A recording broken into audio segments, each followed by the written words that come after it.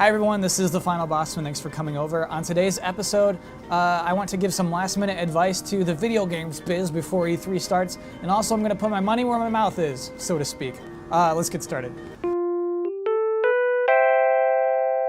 Welcome to the show. I'm Kyle Bosman, of course. Ladies and gentlemen, this is the 10th episode.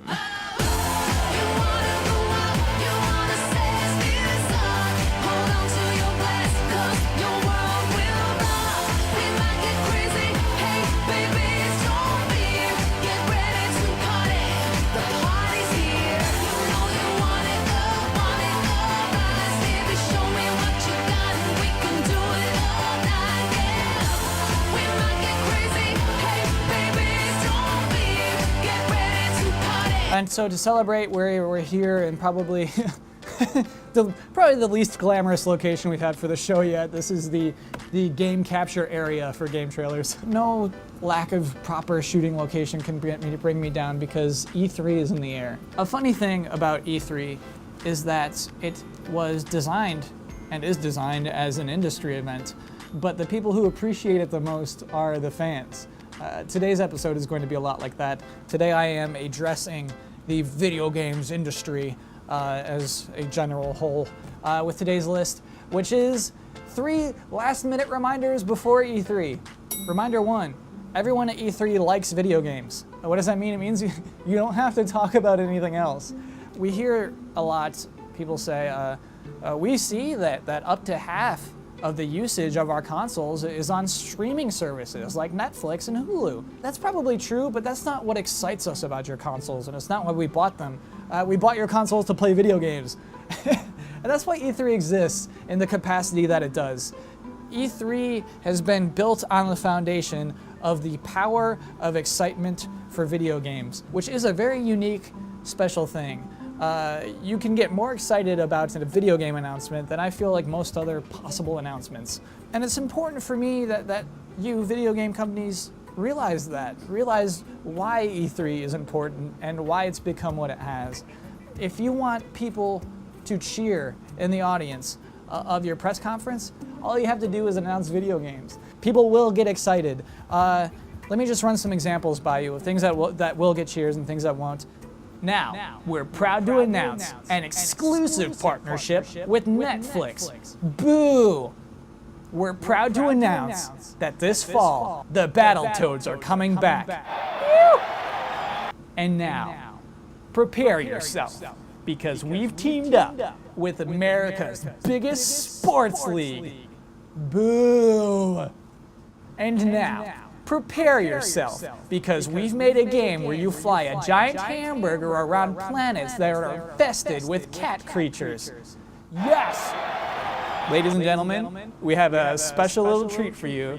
A musical performance by Pitbull featuring Flo Rida and Akon and Ja Rule and Duffy. Boo! Boo! Ladies and gentlemen, we have a little treat for you, a musical performance by Gabe Newell.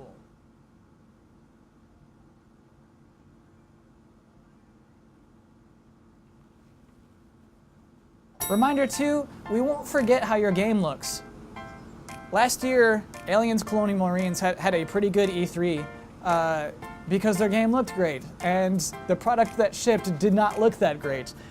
The end product did not match what was shown at E3. 2 years ago, BioShock Infinite made a big splash with its game demo at E3 and won some Game of the Show awards, showing off very interesting features that did not surface in the final game's release. We understand that a lot of weird stuff pops up when a game is being developed to slow it down, or that things just simply aren't working. However, if your game is going to look worse than how it looks at E3, it is probably not ready to be shown. Wait a minute. Are you saying that BioShock Infinite looked worse in real life than it did in E3? It looked the same, it just didn't have the sweet big gun. I'm not saying like looks as in graphically, I'm saying like looks as in potential. Why are you on my show? Well, I'm just saying if you mean looks worse, say that. If you mean played differently. I'm trying to do my Colonial show right Marines now. looked like sludge in a bucket. This is in my real life. 10th episode and you're ruining it right now. 10 episodes, really? Yes, that's my 10th episode and you're just standing there the whole time. Yeah. You know, I will give you $5 to go. Really? No, I don't have $5. Reminder 3. People respond to sincerity. This is something that's actually been reinforced to me over the course of this show. A little sincerity goes a long way. I feel like the world today has become more disconnected in how connected it is. We're more distant. Everything feels more artificial. So people respond to someone who is just acting like a human being. And the problem is that the loudest, most prominent figureheads of E3 are the CEOs and presidents of video game companies who are not used to having to be sincere. I kind of feel bad for them in a way that this is part of the job that they have to do. Someone tells them, oh, your job is to look over this company and make intelligent business decisions, and also to host this yearly hour-long show that is broadcast internationally to millions of angry people.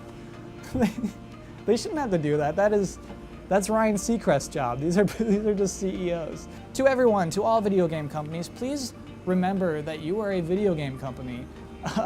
Don't be afraid to not be cool for 1 second. You know, don't be afraid to be yourself. Don't be afraid to admit to past mistakes. Don't be afraid to make fun of yourself. Most importantly, if you have bad news, and I suspect a couple of you have some bad news to deliver, just out with it. You know, don't be roundabout with it. Don't pretend like it's going to be good news for us. Just be honest and explain everything. We appreciate honesty. And actually, on that note, I want to do a fun thing with this last pre-E3 episode. One thing I like a lot about the pre-shows for sports is when they make the poor TV personalities choose who they think is going to win a game. Essentially, these people are being forced to become accountable for their opinions, and I really love that, and I want to try it. So everyone, these are my E3 2013 bets. Best press conference, Sony. Best looking game, something from EA, probably Battlefield 4. Best surprise, I think Microsoft is acting a little too confident that they have the best surprise. I think it's gonna be Nintendo, probably only because they have the lowest expectations. The Last Guardian, no. Practically bare breasts in the Ubisoft press conference, not this year. Final Fantasy Versus 13, no. Final Fantasy 15, yes. Next gen game announced with dinosaurs in it. Yes. Most usage of the word experience. Microsoft. Lara Croft. No. Duke Nukem. Yes. Next gen game announced where you can double jump. No. Ridge Racer. Yes. Most interesting launch title. Knack. Dumbest looking launch title. Knack. Across the 4 press conferences and the Nintendo Direct, number of original titles announced. 10. Okay, that's it. Let's lock them in. Those are my bets.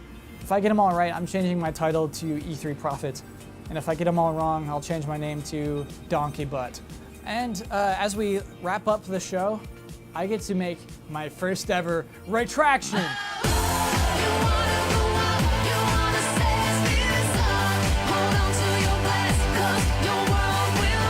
So what happened was last week, I said that Mario Kart Wii sold more copies than all 6 of the main Halo games combined, citing Wikipedia. Turns out that was a bad idea. Wikipedia's sales figures are incredibly out of date, and it seems that, yes, of course, actually all of the Halo games have sold more, much more than Mario Kart Wii. The fact is, though, that nobody knows for sure, except for Microsoft, how many each of those individual Halo games were sold, because video game sales are a weird secret for some reason.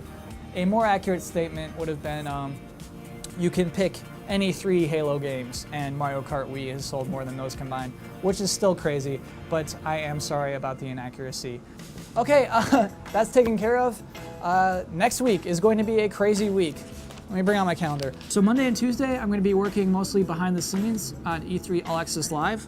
Though on Tuesday, I'm going to have a little segment on the live show, so I'm very excited about that. On Wednesday, there won't be a Final Bosman, but it'll be E3 week, so there's going to be plenty of better shows to watch. And then, on Friday, there's going to be a special episode of the Final Bosman shot from the E3 show floor, so that should be a fun, unique thing.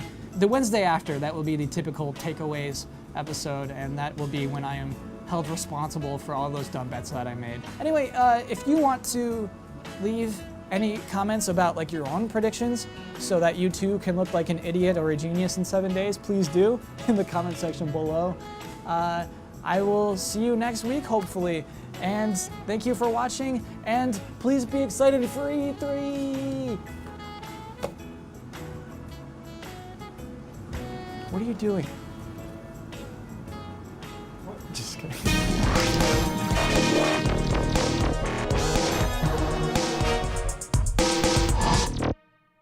Ladies and gentlemen, we're proud to announce Mirror's Edge 2. Yes! Coming exclusively to the Kinect. Boo! Boo. It's okay, you can walk by. Boo. Boo. Boo.